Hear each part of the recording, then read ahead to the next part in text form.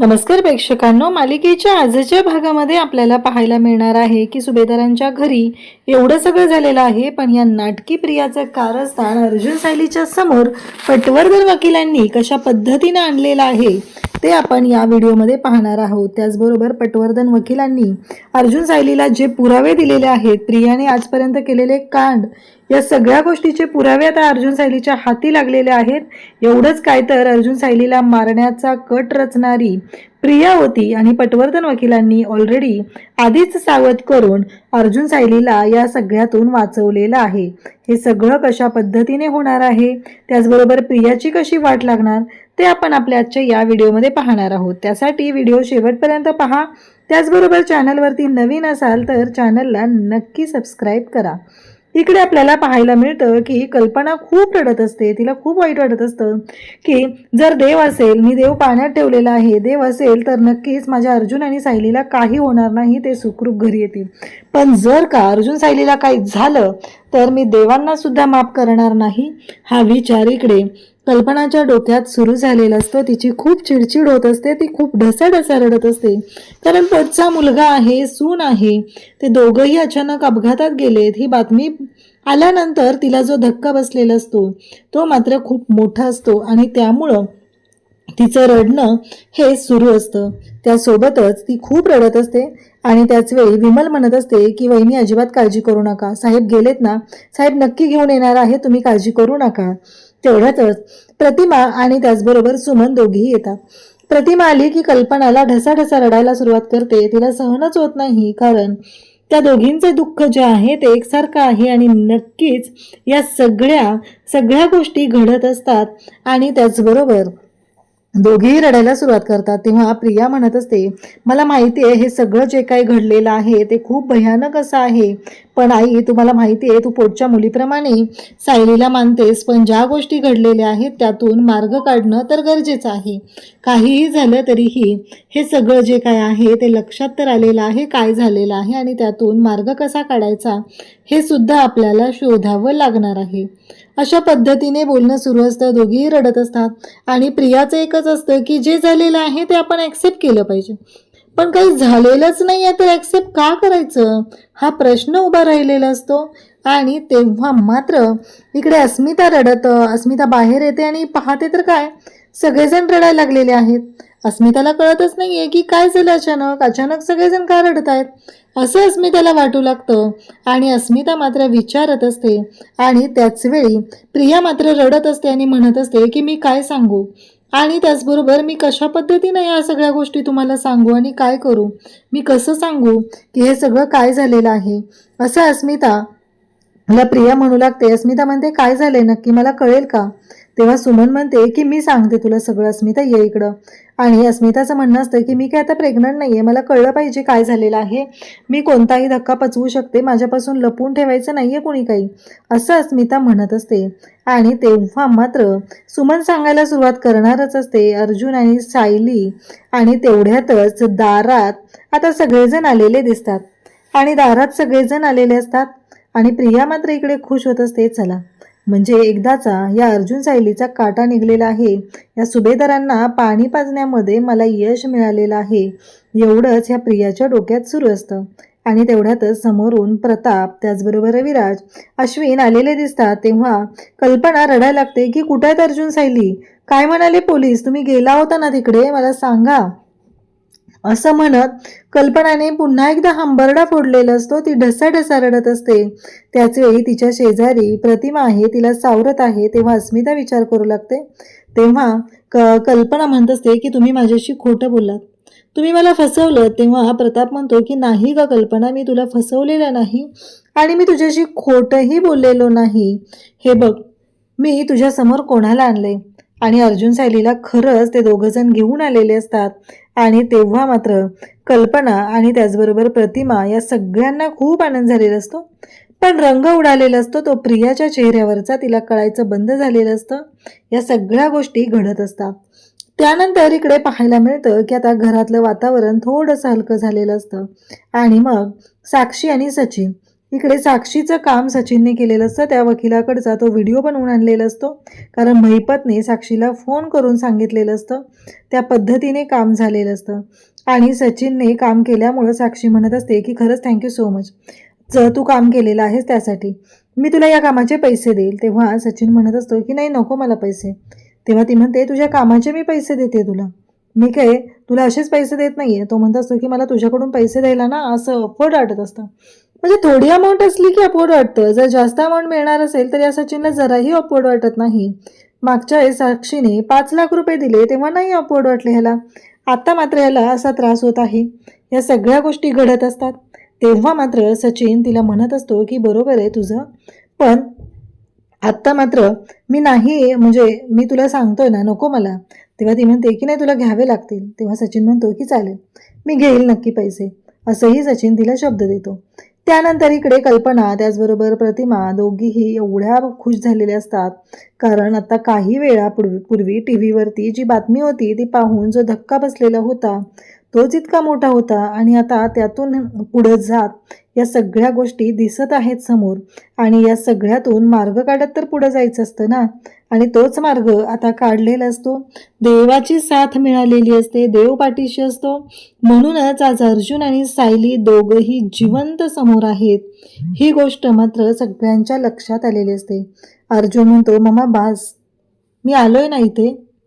त्याचबरोबर या सगळ्या गोष्टी आता सांगितल्या जात असतात, आणि त्यानंतर सायली आणि अर्जुन दोघंही आता समोर येतात. प्रतिमा येते, सायली प्रतिमाला मिठी मारते, अर्जुन कल्पनाला मिठी मारतो, आणि दोघंही अक्षरशः खुश झालेले असतात. कारण आता का अस्मिताला कळतं, म्हणजे अशी ब्रेकिंग न्यूज आलेली का, म्हणजे अर्जुन आणि सायलीच्या बाबतीतली.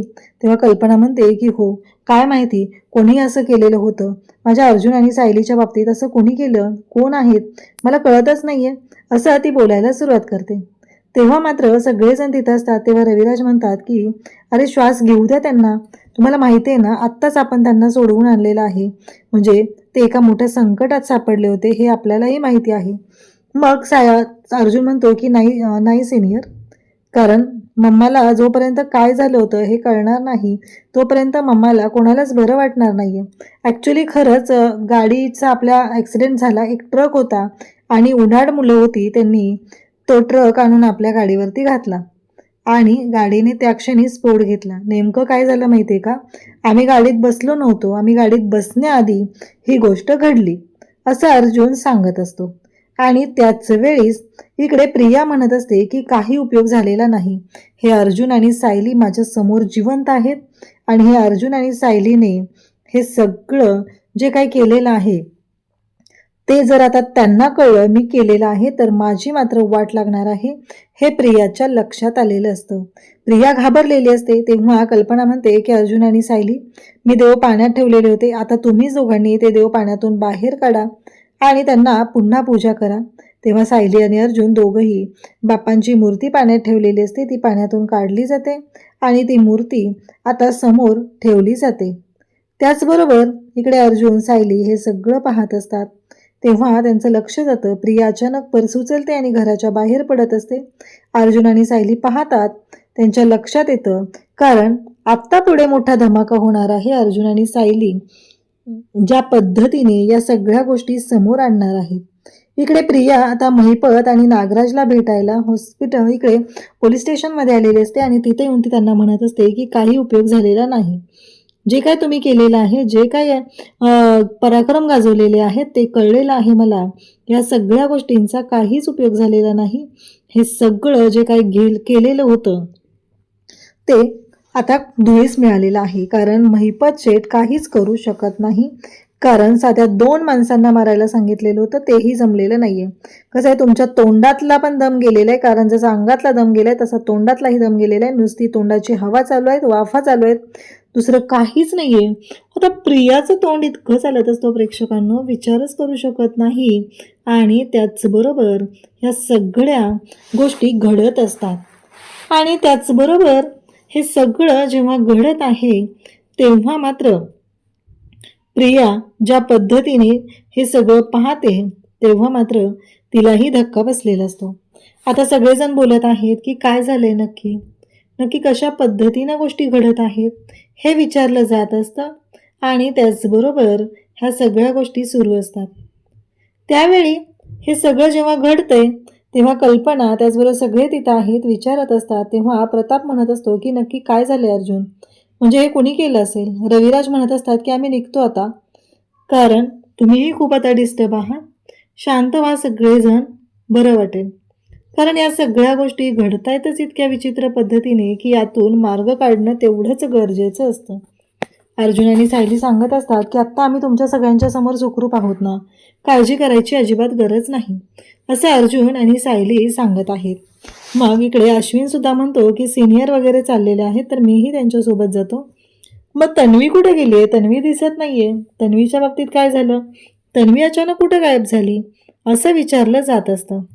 तेव्हा मात्र इकडे तन्वी अश्विन म्हणतो की मलाही नव्हतं माहिती, पण तन्वीने गेल्यानंतर मेसेज टाकलेला आहे, ती मंदिरात गेली आणि त्यानंतर मंदिरातून ती तिच्या एका मैत्रिणीला भेटायला जाते, कारण अर्जुन सायलीला काही होऊ नये म्हणून तिने मंदिरात नवस बोललेलं होतं असं सांगितलं जातं. तेव्हा रविराज म्हणतात की आत्ता या घरामध्ये तिची गरज होती, पण तिला घरामध्ये थांबावं वाटलं नाही, ती निघून गेली, तीही कोणालाही न सांगता.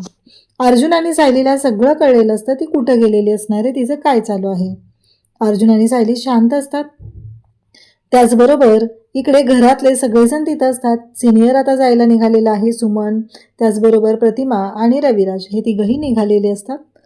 तेव्हा मात्र प्रतापला प्रश्न पडलेला असतो की मला कळलं पाहिजे हे सगळं कुणी केले, म्हणजे मला तर खात्री आहे की हे कुणी टवाळकी मुलं, म्हणजे गाडी का चालवतील, कार चालवतील, बाईक चालवतील, पण टवाळकी मुलं ट्रक कशी चालवत असतील ना, हा प्रश्न बरोबर विचारलेला असतो. चैतन्य हे बघ, सगळी माहिती काढ आणि आपल्याला सगळी माहिती कळली पाहिजे, पोलीस कंप्लेंट करावी लागणार आहे या सगळ्या गोष्टींची, हे सगळं बोललं जात असतं.